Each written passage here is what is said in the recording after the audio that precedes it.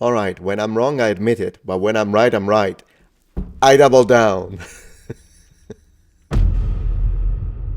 Alright, so 2 weeks ago I made a video called I Do Not Agree with This Insider Historian, where I was disagreeing with this otherwise excellent professor that has an internet popular name as the ditch guy now. Of course, this was not an attack ad personam, I was just attacking his arguments. Now, there were two specific elements of disagreement. The main was when he talked about the Roman Testudo. I doubled down on that, and that's what we're doing today. I'm going to provide the sources, because at that time I was just disagreeing and speaking a little bit, but I didn't back up what I said with the sources. That's what we're doing today. A deep tactical analysis of the Roman Testudo. It's going to be great. And then we disagreed a little bit on the idea of cavalry in the Bronze Age. I do have a lot to say when it comes to that too, but we'll leave it for a separate video, and if I can manage, I'll post that one tomorrow.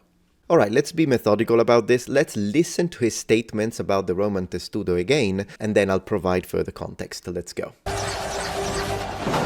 Testudo! And they form a Testudo, of course they do. Yeah. I mean, it's not ridiculous. Which was the part that I was a little, why is he frustrated they're getting shot at? But then again, he did say now... Of course they do. Yeah. I mean, it's not ridiculous. I mean, No, he did say it's not ridiculous, so let's give him credit where credit is due. So, as of now, not a big deal. They did have a formation like that, which is called Testudo. And they did use it in a few occasions when you knew you had to pass through a bunch of arrow fire, and you didn't want to lose any casualties. But it's a desperate measure, so then you're stuck waiting, essentially, for the... This is the part that I disagree. Then you're stuck waiting. First, a desperate measure, it depends. It's not always a desperate measure, and I will prove this with the sources.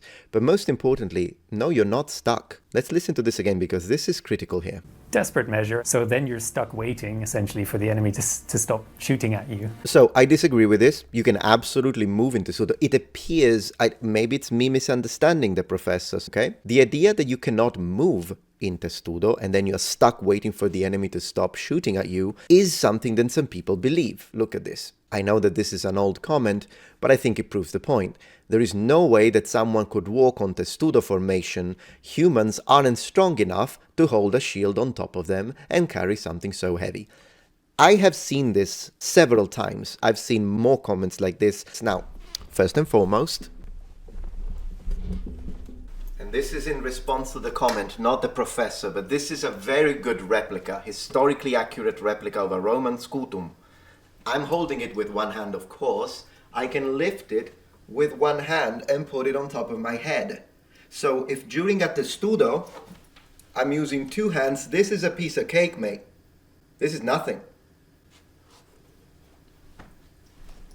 So, what is the Testudo? The Testudo is a variation of a shield wall tactic. In this case, we are looking at the Romans specifically, because that's the most famous one, but it's not just a Roman tactical formation. It is a battle formation typical of classical antiquity. The Romans just gave it a name, and thus we have it in the record, and being a professional army, they were most likely the best ones at practically using it. With that being said, the idea of cohesive shield walls used in battle formations are probably almost 5,000 years old. The Mesopotamians, for one, used battle formations which absolutely were based on shield walls and short sword armies, and it is my opinion that it's very likely that they could form something somewhat reminiscent of the Roman Testudo if needed. Now, one of the comments that I received under that video that I cannot show you anymore because the comment was deleted, but I did copy paste it on my script as one of the areas of discussion, said this, open quotes, "He was completely right about the Testudo being a useless formation in an open battlefield," close quotes.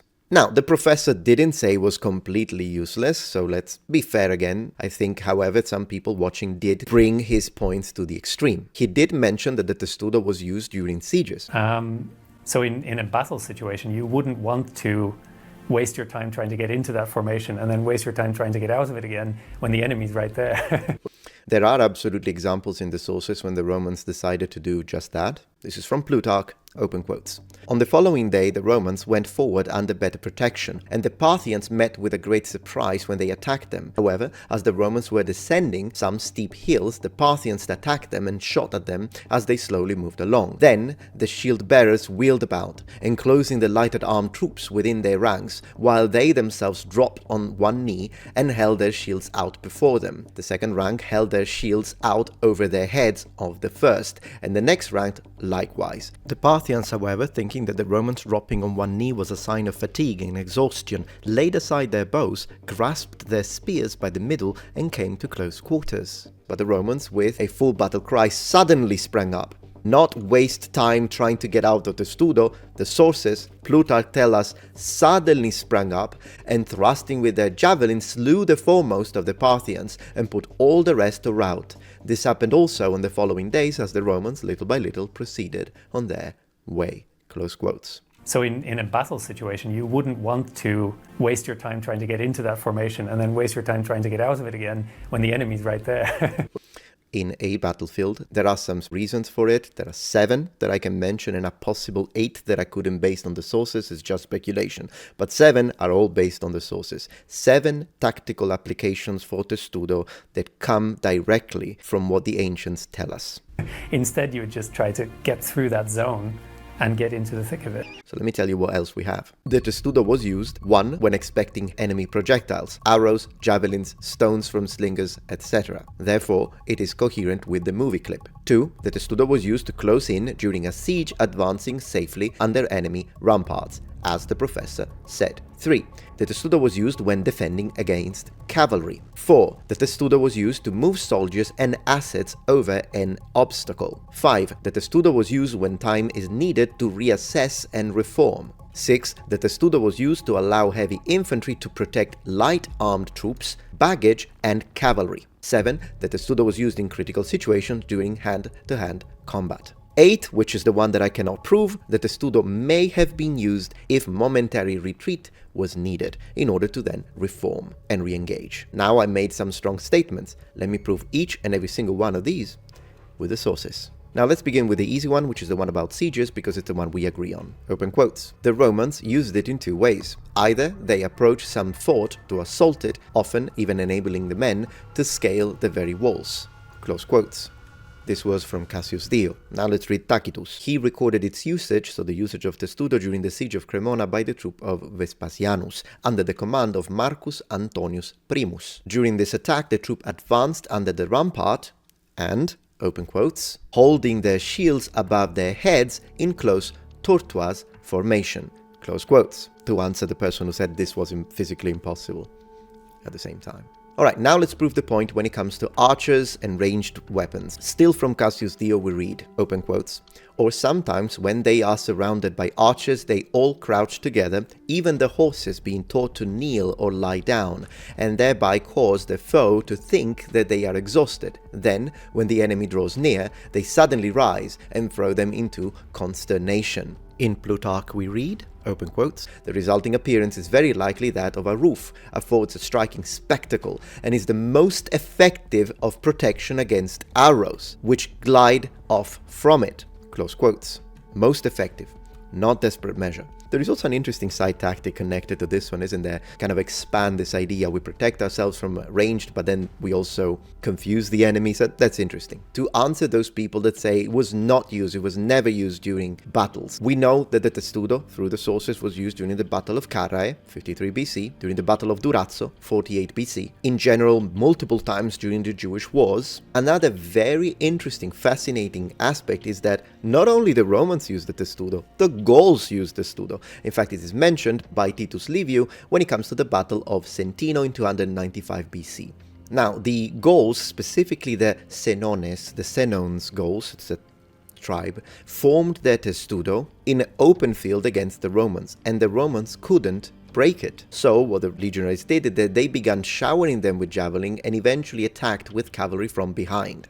This is how effective it was. This was a Testudo used in open field against enemy projectile weapons and to present a defensive formation so closed and compact that it made it difficult for the enemy to engage. In the De Bello Gallico written by Julius Caesar, even the Germans, led by Ariovistus, formed a sort of Testudo that prevented the Romans from engaging in close combat, because it was too tightly formed. And so, what Caesar's soldiers ended up doing, from the 10th Legion, is that they ran and jumped on top of the Germanic formation, tearing off the shields from above and causing the Germanic formation to collapse. Now, isn't that fascinating? Because often we think this idea, why would people jump on top? Well, it's mentioned in the sources and the Romans were the one doing it.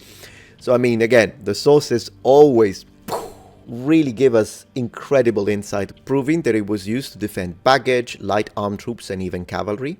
Let's read. Cassius Dio, Roman History, Book 49. Open quotes. This testudo and the way in which it is formed are as follows.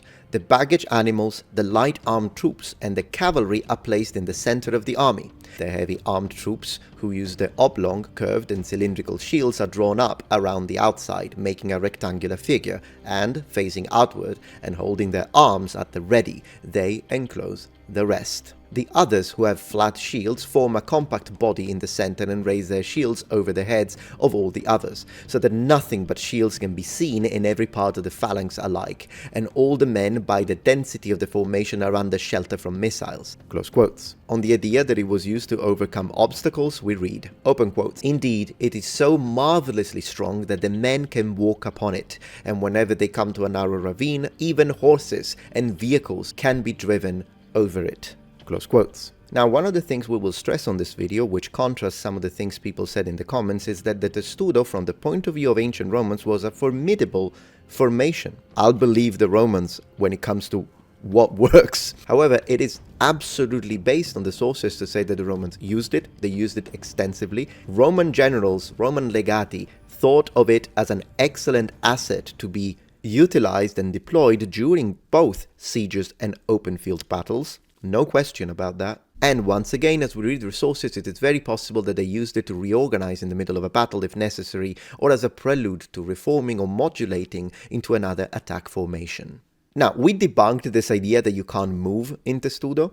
That was strongly pushed by some people in the comments, but possibly just alluded by the professor, or maybe just misspoke. Still, how slow are you in a testudo? It is obviously a reduced speed and mobility for type of formation. Although then again, I don't think it was as slow as some people think, having seen some reenactors pull it off. Us included, by the way. But it did offer consistent defensive strength against opposing infantry, ranged corps, and cavalry. And another point to strengthen this idea that it was not a last-ditch effort, time of desperation, they don't know what to do, just go into a testudo. Modern anti-riot police tactics absolutely use testudo. We still use it today, specifically when dealing with violent social unrest.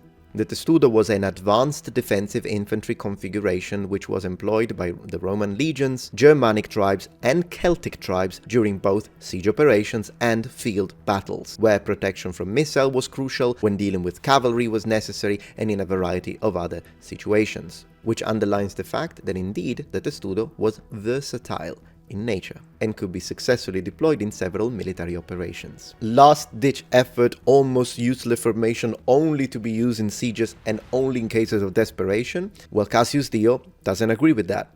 He says, open quotes, such is the plane of this formation, and for this reason it has received the name testudo, which reference both to its strength and to the excellent shelter it affords.